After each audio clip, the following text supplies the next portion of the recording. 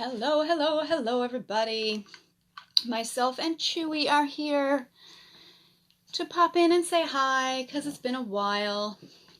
I might have a special guest join me, not sure yet. I'm just going to give a few minutes for people to pop on. I did post and say that I was going to be on here, but text posts don't get viewed or seen because of the algorithms on Facebook. They don't really get seen a whole lot. Hey, Joanne. So sometimes when you get the notification that I'm live, I get more people that way. So I'm just going to wait a minute, and you tell me what's on the go, where you are. What's it like there, Joanne?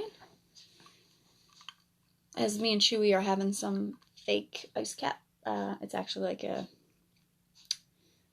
don't know what to call it. It's a mocha cappuccino. Comes in a bottle. I had a real ice cap this morning, I'm not going to lie.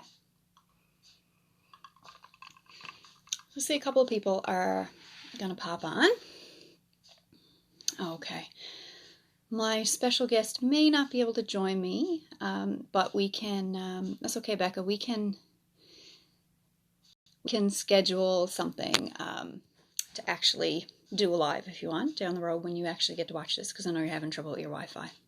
So, how is everybody? What's happening where you are? It's cloudy here now, and I think temperature's gonna drop, and it's gonna start to rain a little bit. All right, I see lots of people popping on. Hey, everybody. Hey, Becca. We'll have to plan a live that we can chat together and share some information with everybody. So some more people are popping on. I'm just gonna start with, I had a few business notes, things I wanted to share with you guys. And then just have a little chat and see what's going on, because it's been a while and I'm missing people, and I love my children and husband, but sometimes, we get on each other's nerves because we've been stuck in the house together for way too long. Although we do get out, every day. The kids take like a couple walks a day. We get out to walk the dog, that kind of thing. So I hope it's nice wherever you are, because I think it's calling for some shitty weather tonight. And thank you for joining me. I'm wanted to hop on before the 2 o'clock update that I know everybody is watching. Things are looking good in Newfoundland. So it looks like, getting on to the business part of my conversation here, it looks like that massage therapists, as of right now, will be allowed to open effective June the 8th. That's the first day that we can practice. There are a number of requirements. And because of the way they have it set up, they have a phase system for therapists. So we can follow the phase 1 guidelines, or we can follow phase 2 guidelines, because the condition in the province is actually doing so well right now. So it depends on what the therapist and client is really comfortable with. So if I had to operate under phase 1 requirements, I would not be opening. I spoke about that a little last time. I will not be dressing like an astronaut to give massages. I am sorry, not going to happen. And I do have some concerns about phase 2, but it is much more doable.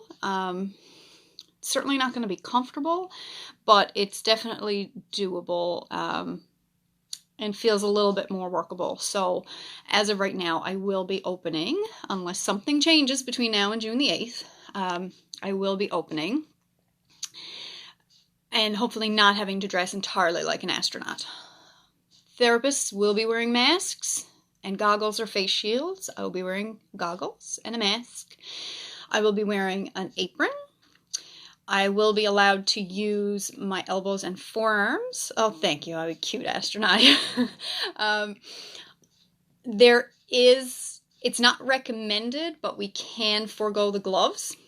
In phase 1, we were required to wear gloves. In phase 2, it is recommended. So it's recommended to wear gloves, but we don't have to. So it's up to myself and the client to determine if we want to wear gloves or not. I prefer not to, but if the client requests them, I certainly can. Probably the most uncomfortable part, honestly, is that clients are requested to wear masks. There is to be extra time in between appointments for cleaning and disinfecting and all that. And if you saw my picture the other day, I have been stripping everything soft out of my office. And I'll talk a little bit more about that in a few minutes.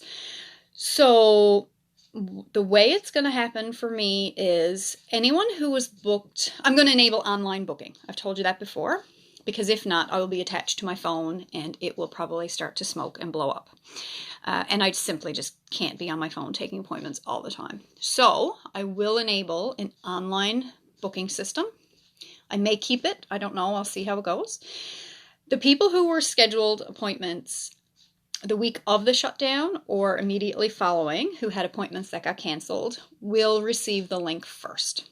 I figured that's the fairest way to get people back into the booking. Once I've contacted everybody and they've been given access to the link to book their appointment, I will be sending the link out to everyone else. It'll come through email or text, but I will notify you through Facebook and whatever when that happens. So if you don't get the email, you can check in with me. I will be, as I said before, I'll be sticking to just half-hour appointments initially. That is to get through the backlog, because I know there's going to be a big backlog of people trying to get appointments. I understand that. And in order to get everybody in as soon as I can, and to allow me to take more appointments in the run of a day, I will be limiting to just half hours. That's my own personal choice. And also because of the physicality of it, for my own arms and hands, I'm going to open up 6 appointments a day starting out. If you cannot get an appointment in the times that are there, and I still have to go in and edit my availability there, reach out to me, of course, and we can connect. And if I can't help you, then maybe Becca can. And I know Becca is watching, but she's having some trouble. Rebecca Saunders is opening up her massage therapy practice here in Glovertown, and I'm super excited to support her in that, because it's been a very long time I've been having to turn people away. And that is probably the most painful part of all of this for me, is having to turn people away. So I'm super excited to be able to have somebody else to refer you guys to. We've been working together. I've been trying to help her out a little bit. And hopefully maybe we can get together and have a chat together and share a little bit with you guys. But I've already told her I'm going to pass along her information to everybody. So I got a few notes here. I want to make sure I didn't miss anything. So we had the online billing. The people who had appointments canceled will get the link first, just try to be fair. If you have trouble booking online, reach out to me and connect, of course. You will be required to wear a mask. A homemade mask is fine for clients. If you don't have one, I can provide a mask for you. Half-hour appointments only for now. I'm going to try to take 6 appointments a day. That will depend on physically how I'm feeling, as I've been very open about the fact that I've been having a lot of trouble with my elbows and wrists. That has not gotten better since I've been off, which was a little bit scary. And I'm hoping that, I'm waiting to get an x-ray anyway. And of course, that's all been kind of on hold. So I'm sitting on a ball here in my office. So I think, contactless payments. That was the other thing. Email money transfer will be the preferred payment method. We're required to have contactless payment, so no cash. However, I'm not opposed to cash. In all honesty, most people are paying, their copay with a little bit of cash. It's fine. I'm not too worried about that. But contactless payment is preferred. And I've ordered a new Square card reader that will allow for tap, instead of having to swipe your card through my little riggy-jiggy that I plug into my phone, as Kenny would call it. So email money transfers, and I can email receipts rather than giving you a handwritten receipt. They'll still have my registration number on it, and the insurance companies are probably going to be pretty used to seeing this type of receipt coming. Now, if you're having a natural therapy session, whether it be breath work or Reiki or meditation or something like that, I still have to do the paper receipt, the special one for ACNN. But that's another story for another day. So I think I had all my notes there on the business stuff. Does anybody have any questions about it? I see Miranda there. Miranda's a massage therapist as well in Grand Falls area. I'm curious how you guys are feeling about this. I know everybody's anxious to get on the table, but are you nervous about coming back? there's a lot of mixed feelings about a lot of this whole situation. I'm just going to give it a second on that because I know that there's a little bit of a delay, and me and Chewy are going to have a drink and talk about that a little bit if anybody has any concerns. I honestly feel in Newfoundland at this point right now, things are fairly safe, but I also know that people can be stupid and take too many risks. Of course, there'll be extra screening measures and extra cleaning and all these things. But is this something that you're really concerned about? Is it going to keep you off the table? The sense I'm getting from people who've reached out to me already is that it's not going to hold anybody back from getting their massage. And it may feel a little bit different. And I don't necessarily mean feel as in the actual massage itself, hands-on feeling. My ball is squeaky. But as I've been, I spoke about this, as I've been emptying my office, I did this, my family's like, why are you doing this already? You have almost 3 weeks. Because when I started to do it, it felt very cold to me. It felt very, not sterile, but almost. It didn't feel welcoming. It didn't feel homey. And for me, anybody who knows me and who's been with me for a while understands that I'm not just about the massage therapy. And that has been that fact and that, I don't even know what to call it, but that part of me in my business has been actually growing stronger over the time that I've been off. I'll explain a little bit more about that, but as I've been emptying out my room and taking out, the runner and taking things off my shelf and nothing that can't be easily wiped down and sterilized or sanitized, I wanted to give myself time to feel into that new energy. And even my curtains being gone it's odd. So I did it a little bit early just so I could kind of spend some time in here and get used to the feeling and to the energy and just to feel into the new space. And energy in my business is really important. And talking about the spiritual energy, really. And some of you may think I have flipped my lid when I start to talk about some of this stuff, but this pause for me has been, it's a whole mixed bag of emotions. I found it really hard in some ways, probably especially in the beginning, because I'm so used to people, and I love people. But I'm also discovering that I'm a little bit of an introvert, which is really funny, because anybody who knows me would say, no, you're not. But I am in some ways. And energy and spirituality and my spiritual growth has really been the primary focus of the pause. And I really feel like this might turn some people off, and it's been a bit scary to kind of start talking about it, but I've been really stepping into studying my intuition and get out of my head and really learn to concentrate on what I'm feeling and what I intuitively know, just what I know. I hear messages. I won't say I hear people talking to me. I don't hear voices per se, but I receive messages. I'm very intuitive. I'm sensitive to the energy of others. Like when you walk into my office, I can feel what you're feeling. And I often try to protect myself from that. But I'm definitely an empath, a healer, an intuitive, light worker. Some people like to call it a light worker. It's definitely a part of my path. And since Mom and Dad have died, that has been growing. And my interest in nurturing that has been growing.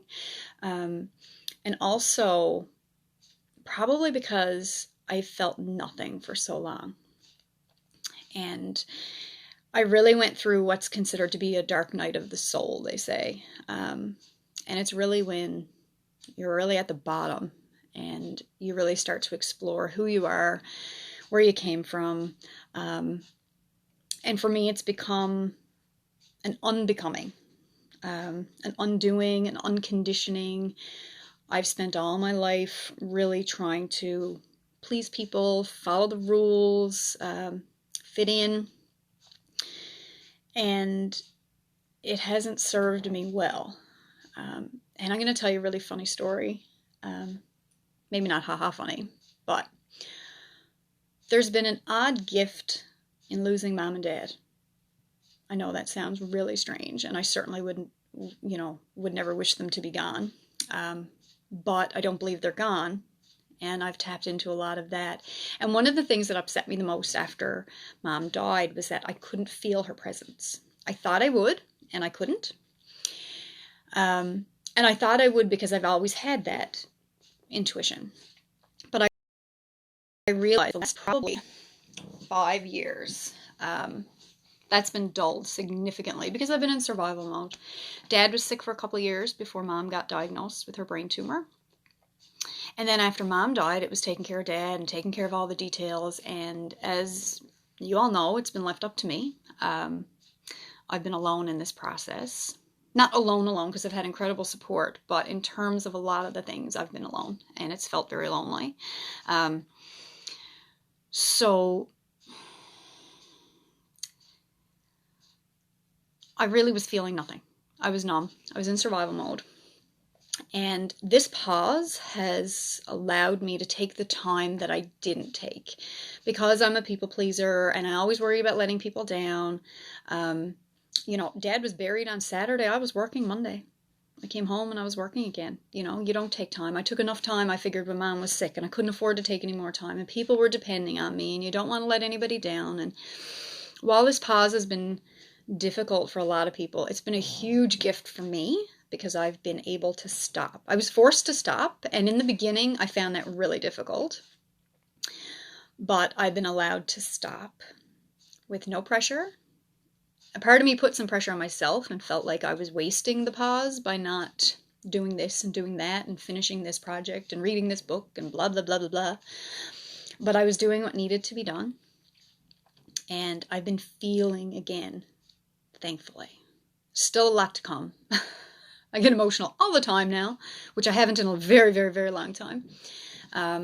Still in the process of dealing with the estate and selling the house and all those wonderful things that go along with it. But the thing I was going to tell you was, in terms of always feeling this connection to spirit and intuition and universe, God, spaghetti monster, whatever you want to call it, I always was drawn to metaphysical things. When I was growing up, it was called the New Age section in the bookstore.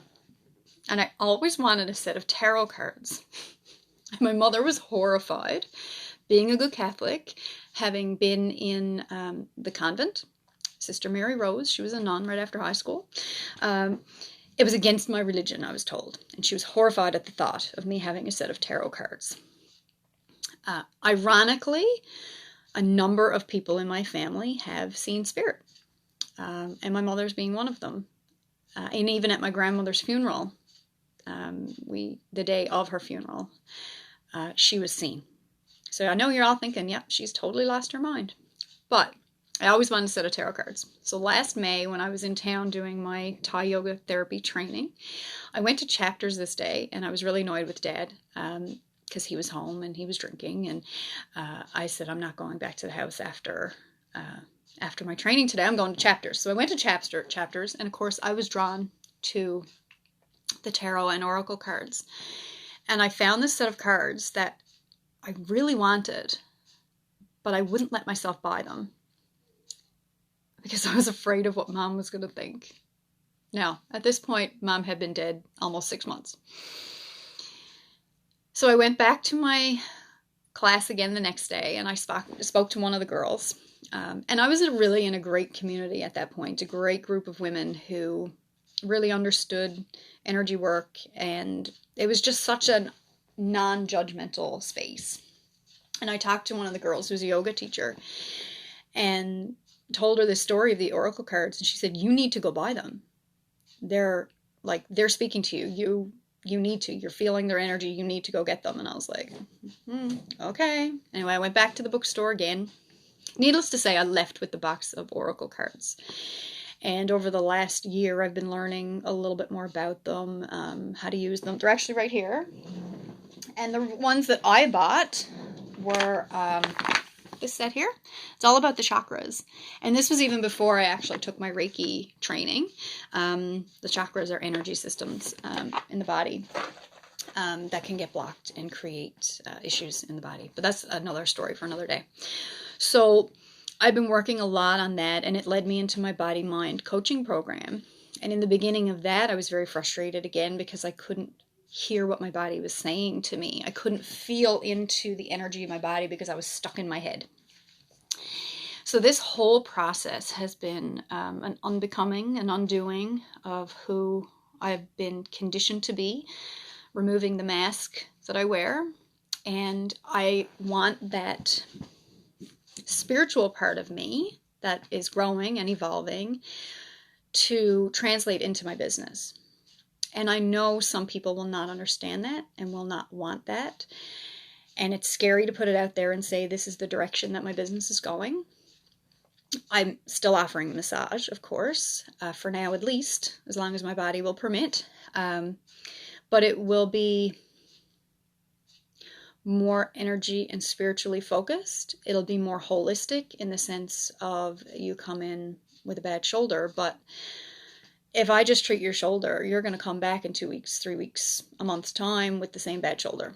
You know, if we don't address the core issues, we can't just address the body, the physical body, without everything else. And the body always speaks first. And there was a quote, I don't know where it was, I saw it earlier, I have papers everywhere. The body remembers what the mind forgets. And that's been a really powerful thing to me. I've been reading a lot about how trauma gets trapped in the body. And there's really a lot of fascinating studies in neuroscience, neurobiology, quantum physics. All these things have been at the forefront of my mind and how I want to move my business forward.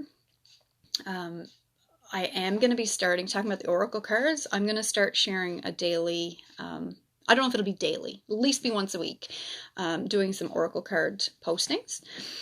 I'll display 3 cards, let you pick which one you want, and later on in the day I'll reveal their meanings. I may even include that in treatments at some point. I don't know. I'm kind of leaving it up to the universe to see how this is going to evolve, but I am putting it out there that the shift is coming. I've been feeling it for a long time, and it's been a great gift that I've gotten from the loss of my parents. Strange. I know, I can't even believe these words are coming out of my mouth. It sounds very strange to me. But it feels like me. I'm finally finding me, who's not just here to please everybody else and, you know, follow along in line and follow all the rules. And, you know, it's... Oh, I miss you too, Lisa. I miss everybody. I miss people. And the thing that's really struck me about this whole new way of doing massage and the way things have to be with the gloves and the masks and all this stuff is it felt very disconnected to me. And I think initially that's why I was feeling very negative about it and I didn't want to do it and I wasn't going to work that way, because to me, when you come to see me, I want you to feel seen, I want you to feel heard, and I want you to know that you've connected with a real human being. That's the basis of my business, whether it's meditation, whether it's body-mind coaching, whether it's massage, whether it's Reiki. I want you to feel a connection. And I felt like the new requirements were really going to disrupt that flow of energy. And I, now with the slightly relaxed requirements and the fact that I'm putting this out there, that this is the way I want to do business, in terms of the energy work and spirituality, doesn't mean when you come get on the table, I'm going to be casting spells on you. I don't want you to think it's like that.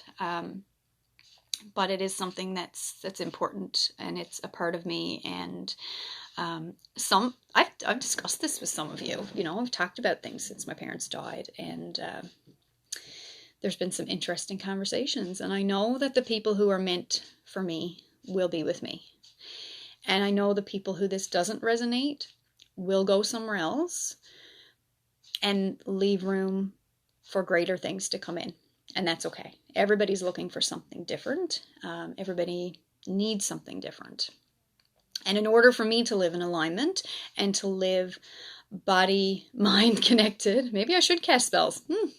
That'd have to be, there's a whole learning curve with casting spells. I don't really know any witchcraft. Although my mother at one point probably would have thought that what I'm talking about is witchcraft. But really I'm talking about intuition, which is something that we all have. We can all connect with our bodies and our intuitive knowing. Our bodies know things that our minds sometimes can't wrap themselves around. So there's lots of talk around that.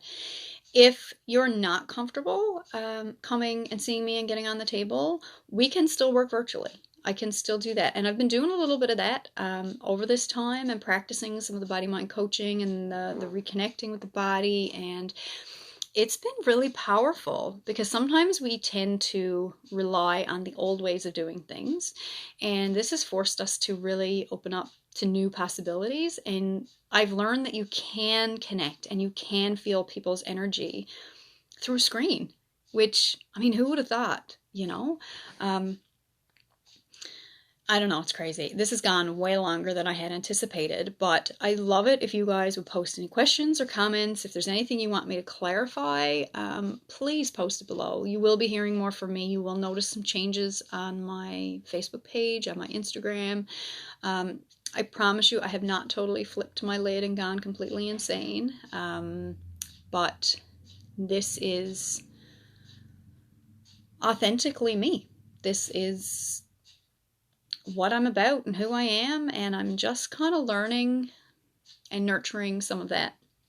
So while I know this pause has been difficult for a lot of people and it's created a lot of stress, one of the things that I see people saying is the uncertainty. You know what? Life's always been uncertain. Always. We've had routines and we've had rules and guidelines and structures, but it's always been uncertain. That's not new. Sit on that for a second. But there are new ways of doing things. And a lot of us have been grieving the old way of doing things. And that's okay. That's fine too. So I kind of just want to leave you with that thought that while I know it's been a really difficult time for a lot of you, things are slowly going to return to this new normal. It's going to take some adapting. It's going to take some really connecting with yourself and figuring out what exactly it is that you need to do for yourself to make this change a little bit more palatable, maybe.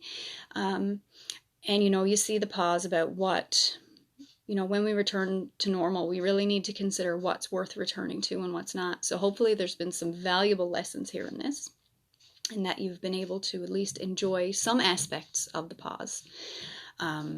While at the same time, I understand you're missing people, you're missing family. There's people who've missed, you know, really important doctor's appointments. There's people with treatments who've been put on hold. I know it can be horrible. It's absolutely horrible.